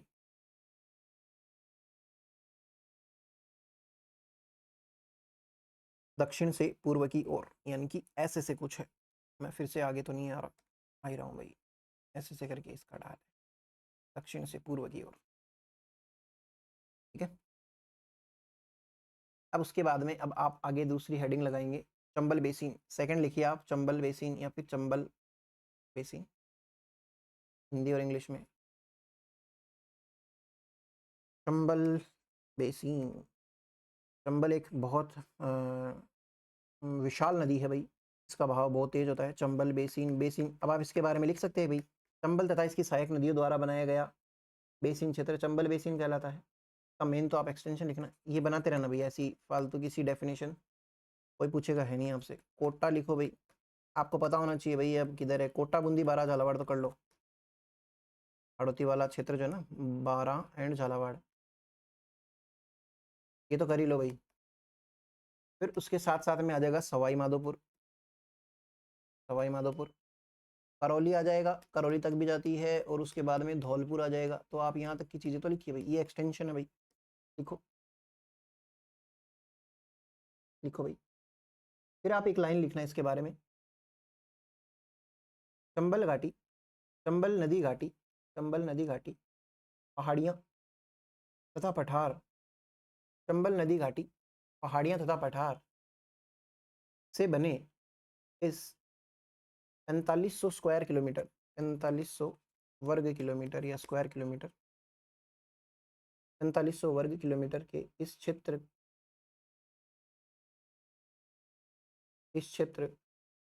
जो बीहड़ से प्रभावित है, बीहड़ से प्रभावित है, को चंबल बेसिन कहते हैं। ये इंपॉर्टेंट है इसलिए मैंने लिखवा दिया। अब आप इंग्लिश वाले लिखना भाई, इंग्लिश वाले लिखो भाई। Chambal basin is made of Chambal river valley, Chambal river valley hills and plateau of an area 4500 square kilometre, 4500 square kilometre, which is affected from beehad. बीहड़ क्या होता है, हमने देखा था नदी जब होती है तब वो ऐसे काटती फाड़ती हुई सी चलती है, तो उसकी वजह से जो जमीन के अंदर बनते हैं, आप बीहड़ सर्च करा था क्या आपने? बीहड़ सर्च करना भाई, तो उस चीज को बोलते हैं, ऐसे उत्खात जो होते हैं, बेडलैंड जो होते हैं, उनको बीहड़ बोलते हैं भाई। और इन बीहड़ों में कौन रहता है, ये तो इसके बारे में एक लाइन और लिखना, ये एक उत्खात स्थलाकृति है, ये एक उत्खात, इसी लाइन में लिखना डेफिनेशन की थोड़ा सा आगे, ये एक उत्खात स्थलाकृति है। It is a badland, it is a badland region. और इंग्लिश वाले आगे एक लाइन और लिखना, it is shelter of dacoits. Dacoits क्या होता है भाई? It is shelter of dacoits, ये डाकुओं की शरण स्थली है भाई, डाकुओं को इंग्लिश में डेकॉइट्स कहते हैं। ओके। और मेनली डेकोइट्स की शरण स्थली जो है, बीहड़ क्षेत्र जो है, वो कहाँ पाया जाता है? बीहड़ क्षेत्र पाया जाता है आपका कोटा में। कोटा के बाद में सवाई माधोपुर में, लिख लो भाई सवाई माधोपुर में। फिर उसके बाद में आप इसमें लिखना बूंदी, और मेन जो है ना, मेन बूंदी के बाद में करौली का धौलपुर, ये लिखो भाई। मैं आपको एक चीज़ और बताता हूँ, लिख लिया? लिख लिया होगा भाई, पॉज करके या फिर 2-4 सेकंड पीछे करके। तो इसके बाद में एक छोटा सा स्टार लगा के आप लिखना डांग। क्या होता है भाई डांग? डांग एक तो वो होती है जो आपके सर में दे सकते हैं, और एक दूसरे के सर में देने के काम में आती है ना, डांग लेके आजा लड़ाई करेंगे, वो वाली। एक डांग क्या होता है भाई? एक ऐसी भूमि, जैसे मान लीजिए एक ऐसा हिली एरिया जिसके बीच बीच में भूभाग भी है, लेकिन वो ऐसा भूभाग है जो कि एग्रीकल्चर के लिए अनुपयोगी है। तो आप इसके डांग के आगे लिखना, मैं आपको जो बताता हूँ, बीहड़ क्षेत्र की कृषि अयोग्य ऊंची नीची भूमि युक्त, बीहड़ क्षेत्र की कृषि अयोग्य ऊंची नीची भूमि युक्त पहाड़ियां डांग कहलाती है। Hills of up and low land, hills of up and low land in the region of Bihar which are unusable for agriculture are called as डांग। समझ में आई क्या भाई बात आपको? सबसे ज़्यादा डांग कहाँ मिलती है? तो मैक्सिमम डांग लिखिए आप करौली के अंदर। करौली एक थोड़ा सा फेमाइन सा नाम है, एक मतलब लेडीज जैसा नाम है ना, जैसे करेला जो होता है उसको हम बोलते हैं, जैसे देखने में ऐसा लग रहा है ना, करेला थोड़ा सा आदमी जैसा नाम है, भिंडी जो होता है वो थोड़ा लेडीज जैसा नाम है, वैसे ही करौली भी तो एक थोड़ा सा ऐसे फेमाइन नेम है। और धौलपुर उसके कंपैरिजन में आपको थोड़ा सा मेल जैसा सा नाम लग रहा है। तो जो करौली है उसको डांग की रानी कहते हैं भाई, करौली को डांग की रानी कहते हैं। आप लिखना भाई, Karauli is called as queen of Dang, queen of Dang, Dang की रानी कहते हैं। जबकि धौलपुर को डांग का राजा कहते हैं। धौलपुर को डांग का राजा कहते हैं। Dholpur is called as king of Dang. देखो धौलपुर में राजा खेड़ा वो भी देखा था ना हमने, सिलाना देखा था, सफेद रंग के वस्त्र सिलवाता है राजा। तो वैसे याद रह जाएगा आपको राजा कौन है, और करौली लेडीज जैसा नेम है, तो इसके लिए आपको ये याद आ जाएगा। हो गया यहाँ तक? आगे चले क्या भाई? एक चीज और देखना भाई, यहाँ पे ये डांग क्षेत्र है, यहाँ पे कोई ना कोई छोटा छोटा लो लैंड भी होगा भाई। जैसे मान लेते हैं 2 पहाड़ियां हैं, इसके बीच का ये निम्न स्तर है जहाँ से कोई पानी बह रहा है या कोई नाला बह रहा है ना, क्योंकि चंबल नदी नाले वाले ही तो बनाती फाड़ती चलती है। आप देखना एक बार यार, सर्च करा क्या आपने बीहड़ क्या होता है? बीहड़ सर्च करो भाई, बीहड़। तो मैं क्या कह रहा था, हाँ, तो ये नाला जो होता है ना, इस चीज को बोलते हैं खो। खो है, एक खो करके एक पहाड़ी देखी थी अरावली में, वो कहाँ थी बता सकते हैं क्या मुझे आप? खो कहते हैं, तो खो लिखना आप। डांग क्षेत्र के बीच में, डांग क्षेत्र के बीच में पाए जाने वाला, पाए जाने वाला निम्न, निम्न नाला, नाला लिख लीजिए भैया, निम्न क्षेत्र लिख लीजिए, ब्रैकेट में नाला लिख लेना ताकि आपको पता चले। इंग्लिश वाले लिखो भाई, ये बेसिकली नदी की वजह से ही बनता है, नदी की धारा की वजह से ही। इंग्लिश वाले लिखना ravine, ravine, RAVINE, ravine, region between 2 डांग्स, ठीक है, 2 डांग के बीच में रेवाइन क्षेत्र। फिर उसके बाद में आप तीसरा प्लेन डालेंगे इसके अंदर, माही प्लेन, माही बेसिन या माही प्लेन, माही बेसिन डाल लेना क्योंकि इसके अंदर कुछ प्लेन्स आएंगे, वो मैं आपको एक्सप्लेन करूंगा। अब आप इसकी घिसी पिटी सी डेफिनेशन लिख लो भाई। माही तथा इसकी सहायक नदियों के बीच में पाए जाने वाला, माही तथा इसकी सहायक नदियों के भाव क्षेत्र का रीजन जो होता है माही बेसिन कहलाता है। एक्सटेंशन मेरे लिए इंपॉर्टेंट होता है क्योंकि इससे आपको जिलों का पता चलता है कहाँ से कहाँ तक है। तो लिखना भाई, माही जो नदी है हम आगे पढ़ेंगे भी पूरी। माही नदी जो होती है बांसवाड़ा से जाती है, फिर प्रतापगढ़ तक जाती है। प्रतापगढ़ की तो मेनली सिर्फ एक नदी आती है इसमें, जाखम नदी। तो फिर उसके बाद में प्रतापगढ़, फिर वे डूंगरपुर होते हुए राजस्थान को बोल देती है अलविदा, और इसमें उदयपुर का भी क्षेत्र आता है। देखिए मेनली उदयपुर में है नहीं ये नदी, लेकिन उदयपुर से कुछ सहायक नदियाँ आती है। तो मैं क्या कह रहा था, तो उदयपुर को भी इंक्लूड करेंगे इसके बेसिन में, तो इंक्लूड करेंगे ना। और उसके अलावा सलूम्बर लिख लीजिए भाई, सलूम्बर, ये इसका एक्सटेंशन है भाई। ये लगभग जैसे देखिए ये बनास नदी ऐसे से होती है, यहाँ पे ये बांसवाड़ा है, ये प्रतापगढ़ है हमारा, ये डूंगरपुर है, और ये इधर से उदयपुर से एक नदी आती है, इधर से एक नदी आती है। इस तरीके से इसका बहाव क्षेत्र बनता है। तो ये क्या हो जाएगा, माही बेसिन। देखिए जो नदी होती है उसके किनारे को बोलते हैं कांठल। कांठल, जो कंठ होते हैं ना हमारे, कांठल बोलते हैं किनारे को। बेसिकली ये नाम है ना प्रतापगढ़ में फेमस था, तो प्रतापगढ़ को क्या कहते हैं, कांठल प्रदेश कहते हैं। प्रतापगढ़ का पुराना नाम है कांठल प्रदेश। मैंने आपको क्यों बताया वो मैं आगे बताऊंगा, लेकिन आप पहले, उससे पहले ये लिखिए कि माही बेसिन में जो मिट्टी पाई जाती है वो लाल लाल लोमी मृदा पाई जाती है। माही बेसिन में लाल लोमी मृदा पाई जाती है, लाल लोमी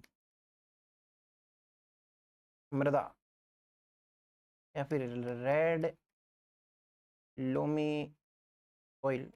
ठीक है, यहाँ तक तो कोई दिक्कत नहीं है मुझे लगता है।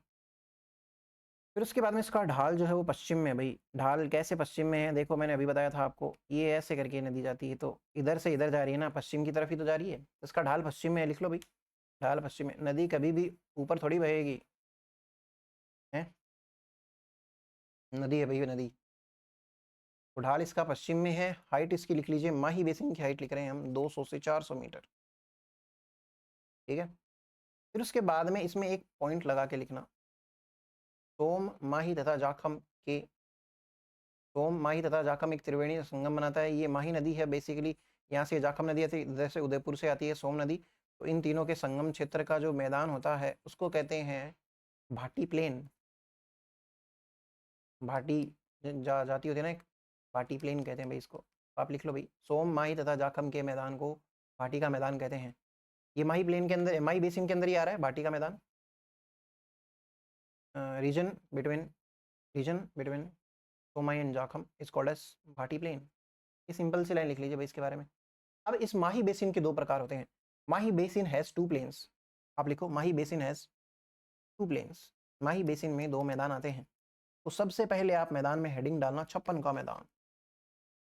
छप्पन की पहाड़ियाँ देखी थी हमने, जिसमें से एक तो नाकोड़ा पर्वत आता है, और इसके अलावा कौन सा आता है, एक पीपलूद करके आता है ना, उसमें हल्देश्वर महादेव का मंदिर है।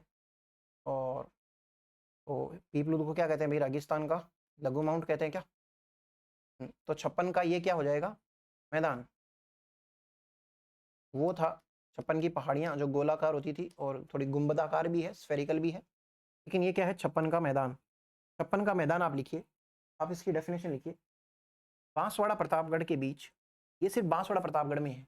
हमने एक्सटेंशन में देखा था डूंगरपुर में भी है, उदयपुर में भी है, सलूम्बर में भी है, लेकिन ये वाला प्लेन जो है बेसिकली बांसवाड़ा और प्रतापगढ़ वाले एरिया के अंदर पाया जाता है।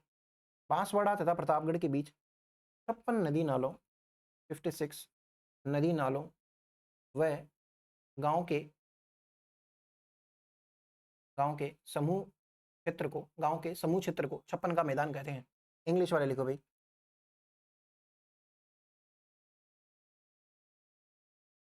56 रिवर, रिवर रेवाइंस, रिवर के कोमा लगा के लिखना, river ravines and village group region. 56 river comma ravine and village group region of Banswara and Pratapgarh is called as Chhappan का मैदान, छप्पन का मैदान। ठीक है, इसी रीजन को पुष्प क्षेत्र भी कहते हैं, क्योंकि यहाँ पे अलग अलग प्रकार के बढ़िया बढ़िया सुंदर सुंदर पुष्प मिलते हैं भाई। तो सीता माता अभ्यारण्य भी इधर ही है प्रतापगढ़ के अंदर। और मैं क्या कह रहा था, हाँ पुष्प क्षेत्र कहते हैं इस क्षेत्र को, इस मैदान को पुष्प क्षेत्र भी कहते हैं। पुष्प, पुष्प क्षेत्र या कुमारिका, इसको कुमारिका भी कहते हैं भाई,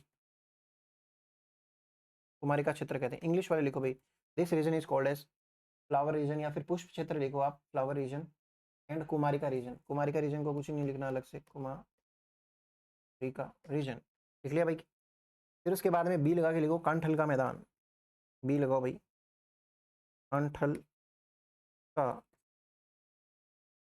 मैदान। कांठल प्लेन, मैंने आपको बताया था ना कि प्रतापगढ़ जो है उसको के पास वाले नदी के में से नदी के किनारे को कहते हैं कांठल, ठीक है। और प्रतापगढ़ में ये नाम फेमस था, इसलिए प्रतापगढ़ का पुराना नाम क्या है, कांठल।